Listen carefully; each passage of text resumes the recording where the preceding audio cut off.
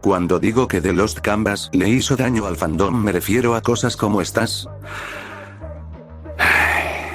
Empecemos en este video. Voy a refutar los argumentos del canal de Carlos Scorpio en contra de Saori Kido. Este video no va con ninguna intención de hate ni odio al señor detrás de la cuenta, simplemente es para generar un contrapeso a su argumentación y para ayudar un poco contra la desinformación de Saori Kido dentro del fandom. En una franquicia.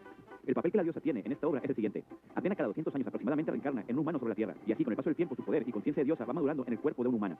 Athena tiene que ser la líder que guía su santuario para alcanzar la paz del mundo y así combatir a los diferentes dioses o ejércitos que osen atentar contra la armonía de la Tierra. Saori, en la obra canónica, está lejos de cumplir cada uno de los objetivos que debe cumplir en su papel. Primer error: Saori no es que no las posea, es que las va adquiriendo de poco a poco y sobre la marcha, mientras que Sasa tuvo cierta preparación previa, cosa la cual Saori no, y ese va a ser un punto clave que voy a tocar en esta respuesta varias veces: la preparación previa. Contraparte del spin-off de los Canvas. Sasha es el ejemplo perfecto de cómo tiene que actuar una diosa, y en este video te diré punto por punto el por qué para mí Sasha se traga a Saori en su papel de Athena. Crecimiento. Saori en el manga sí sabía que era la reencarnación de una diosa, a diferencia del anime que se enteró gracias a Tatsumi. Independientemente de eso, Athena en su formación de infante adolescente pareciera que no hay un desarrollo para que ésta comience a solidificar una personalidad a la altura de una diosa. Al contrario, es una niña mimada por su abuelo y constantemente maltrata a los aspirantes a caballeros en la mansión Kido. Nunca se menciona, se sabe, de algún entrenamiento que haya tenido que enfrentar para de a poco ir focalizando su poder divino. En cambio, Sasha desde pequeña lleva al santuario con la misión de ser Athena. Ella desde chica conocía el ejército del santuario.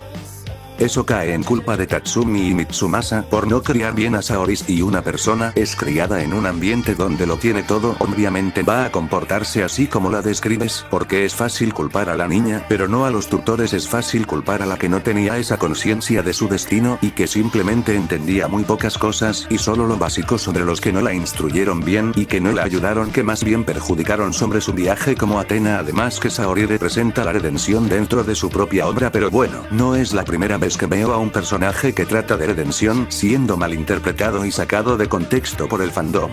Encima mencionas lo de Sasa en el santuario. Amigo, literalmente Sasa no fue criada por un par de incompetentes, fue criada por gente que sí supo instruirla y ponerle límites, cosa por la cual Saori no pasó, puesto a que le tocó un idiota que no cumplió con la palabra de Aioros. Como mencioné antes, Saori tuvo que aprender sobre la marcha. La chica, primero que nada, mostrar la compostura y madurez que alguien tiene que tener para soportar el ego y la actitud sádica de Scardia. Además de que en cuanto el santo escorpión se enfrentó a Tezcatlipoca, Sasha emanó por primera vez su poder divino, poder que seguramente con el paso de los años seguirá entrenando. Personalidad. Si te pregunto cuál es la personalidad de Saori Kido, ¿qué me dirías? Sinceramente, yo no te sabría responder. Saori se nos presenta como una mujer elegante, seria y poco expresiva. Se limita a decir lo que tiene que decir y ya. Tiene los mismos sentimientos que una piedra. En el anime se explaya un poco más y hasta pareciera sentir algo por ella, aunque dejando eso, Saori no parece expresarnos absolutamente nada.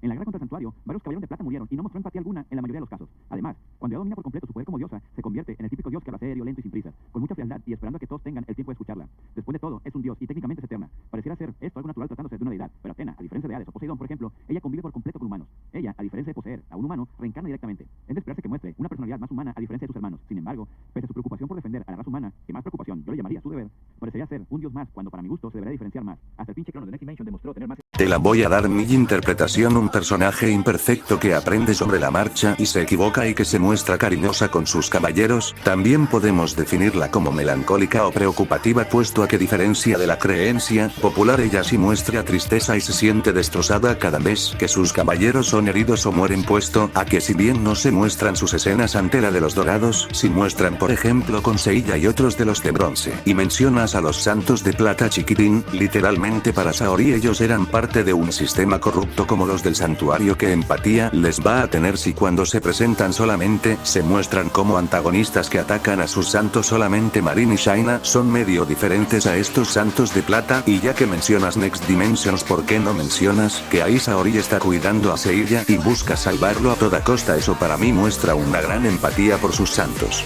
Crono de Next Dimension demostró tener más sentido del humor que Saori. Sasha, en cambio, sí se nota en su personalidad que posee los sentimientos y las preocupaciones de un ser humano. Cuando los tres caballeros de plata mueren frente a ella, la chica se puede notar su sufrimiento. Ella siente una enorme lástima e impotencia por su pérdida. Conforme la historia avanza, ella está al lado del patriarca orquestando los planes de su ejército, pero nunca deja de sentir preocupación por sus caballeros. A su vez, cuando se topa con Alon, si bien quiere parecer fuerte, se nota que no está lista para enfrentar la situación. Por lo menos en la primera aparición en el santuario, Sasha está totalmente rebasada. Si no es por Sage, ella no sabría qué hacer, y eso no es malo, al contrario, es lo más humano y realista posible. Ya en el segundo encuentro, afuera de la entrada de los Canvas, junto con Tenma, intenta hacerle frente a su viejo amigo, demostrando que conforme avanza la guerra, su personalidad se ha ido endureciendo.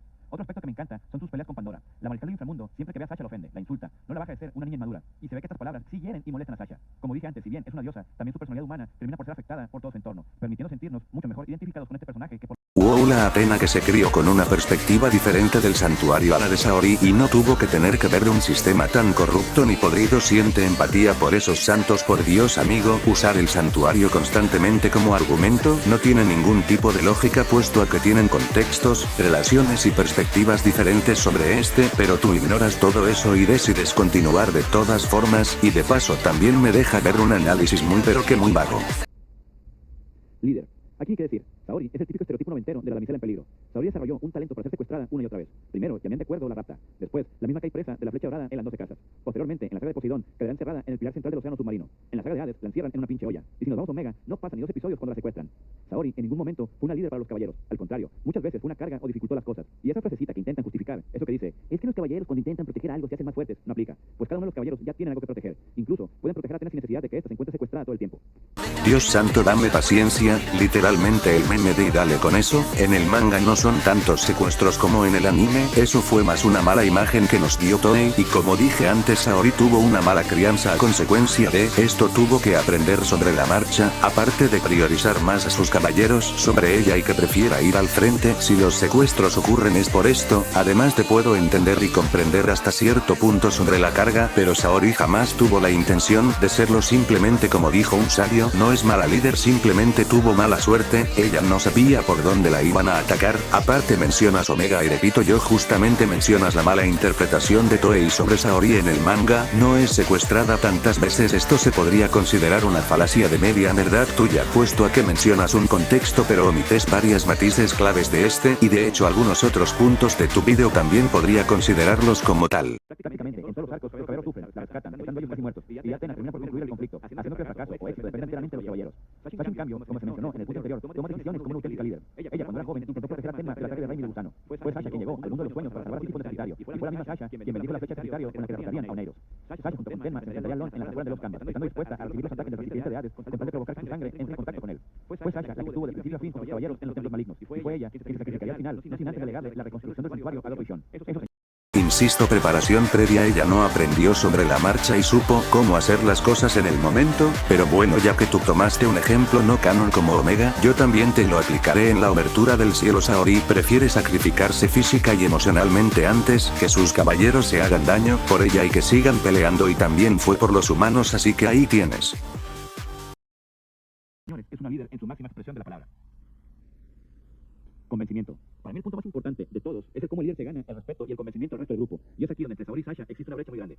Saori, sobre todo, en el manga se aprecia esto. Quiere convencer a los caballeros de bronce a acompañar al santuario para enfrentar a Saga y a los caballeros dorados, pero nunca hace nada para ganarse el respeto o su admiración. De hecho, los mismos caballeros le mandan a la chingada en un inicio. Incluso la tipa tiene el descaro de decir, bueno, si no me acompañan ustedes, iré yo sola. En una misión prácticamente imposible. Pasarán diversas cosillas para que los caballeros terminaran por decidir acompañarla. Ya en las siguientes sagas, cuando tenga gracias a sus rezos o cuando interviene de manera directa, se gana el respeto a sus caballeros. Pero pues, es demasiado tarde. Ya para ese entonces, al Seiya, si no tuviera la resistencia de un Nokia, me lo hubieran matado como 15 veces, y a Shiryu unas 3. Sasha, por ejemplo, como...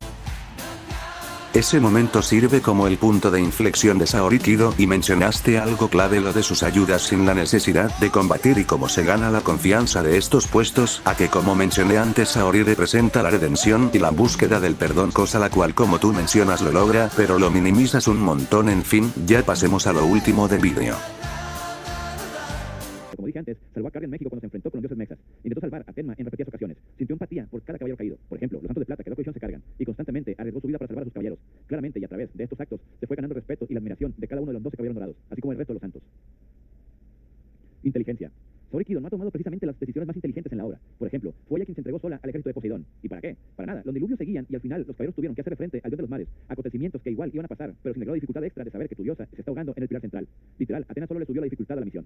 Le prohibió el acceso a Seiya y los demás caballeros de bronce en la saga de Hades, sin advertirles nada. Por lo menos para mí, fue muy duro ver a Mu acomodándole una santa putiza a Seiya que no sabía ni a dónde le entraban los putazos. A ver, si quieres que esto dejen de luchar, despójalos de sus armaduras, asígnales un sucesor, yo que sé. O que tipo como en Omega, convertirlos en maestros para los futuros caballeros. Pero al funarlos del santuario, dejándoles poseer sus armaduras, al final de cuentas seguirán siendo caballeros, lo cual los convierte en una medida estúpida. Pero sin duda, la peor decisión que Saori toma es viajar al pasado para salvar a Seiya. ¿A qué me dirán? Oye, te estabas quejando hace rato de que ella no actúa de forma humana, y qué acto más humano que hacer lo imposible por un tipo como Seiya que te ha ayudado tanto. Pues sí, pero no intenta salvarlo a costa de destruir el mundo a través de distorsiones espacio-tiempo. El viajar al pasado ha puesto en riesgo a dos líneas temporales. Ni el mismo Hades se atrevió a tanto. Ya no hablemos de los guionazos raros. Saori se aplicó la automatación 2 veces, sin explicarles nada a sus caballeros. La cabrona se mató en la saga de Hades sin explicar un culo todo el tema del octavo sentido. El único cabrón que comprendió eso fue Chaka, pero pues ese güey Buda le fue todas las respuestas de los exámenes. Los demás me los imagino con cara de qué chingados. Arrojamos una exclamación de Atena para proteger a esta pendeja, y resulta que la cabrona se mata 10 minutos después.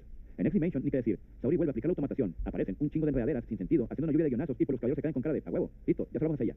El mismo Odisseus no utiliza estas palabras, pero más o pues no es un Einstein que digamos, pero tampoco comete tantas pendejadas. La única que recuerdo es cuando le da sus cabellos a Caronte. Se veía venir que era una trampa o alguna cosa por el estilo. Aún así, ella se los entregó y complicó enormemente las cosas. Ajeno a eso, no recuerdo alguna edición extraña que Sasha haya cometido. Otra cosa importante es que Sasha constantemente pide la opinión de su patriarca o de otros personajes inteligentes como Degel o Sísifos antes de actuar. Si tienes en tu santuario tipos tan inteligentes y con tanta experiencia en guerra como Seishi Hakurei, pues utilízalos, tal y como Sasha lo hacía en repetidas ocasiones. Intenté explicar los puntos por los que Sasha para mí se me hace una mejor Athena. Seguramente me faltaron muchos más, así que te invito a que en la caja de comentarios me digas en qué aspectos crees que Sasha sea mejor, o por el contrario, si crees que Saori es una mejor Athena, te invito a que me expliques el porqué. Muchas gracias por ver este video. Si te gustó, regálame un like, suscríbete a mi canal y activa la campana. Bien con tu punto, ignorando la cantidad de insultos que dices, ignoras que Next Dimensions es contrarreloj y que Saori no tenía el tiempo necesario para pensar en algo mejor y que también la obra es para humanizar a Saori y no para deshumanizarla. Y te voy a preguntar, a una persona le dices que su ser más querido está muriendo por una enfermedad extraña y que la cura la venden al otro lado del estado. ¿Tú crees que en serio esa persona va a respetar los límites de velocidad, que va a pensar en soluciones mientras se le agota el tiempo? Pues yo creo que y supongo que no, y que más bien actuaría impulsivamente. Sobre lo que dijiste en Poseidón, insisto, es normal que se equivoque y disculpen que moleste tanto por esto, pero como dije antes, fue aprendiendo sobre la marcha. Lo de Hades, bueno, yo creo que es difícil encontrar sucesores o volver maestros a personas que no pasan de los 14, 16 años. No vale decir como sucesores que el equipo B de bronces o las Saintias de Show, porque primero los del equipo B no hicieron nada relevante, ni C no hicieron nada relevante, ni siquiera son canon. Tampoco creo que Seiya y los demás se detendrían con simplemente revocarlos o alejarlos conociendo cómo son. En fin, lo que mencionaste de cómo se mata, pues no voy a justificar el hecho de que no les haya dicho, pero fue un error, no lo hizo a propósito. Todos tenemos derecho a equivocarnos, después de todo Saori es un personaje imperfecto. En fin, hasta que el video, y como dije Carlos Scorpio, esto no fue con la intención de faltarte el respeto ni tirarte odio, fue simplemente para dar mi interpretación, refutar algunos puntos que consideré erróneos y todo desde el respeto.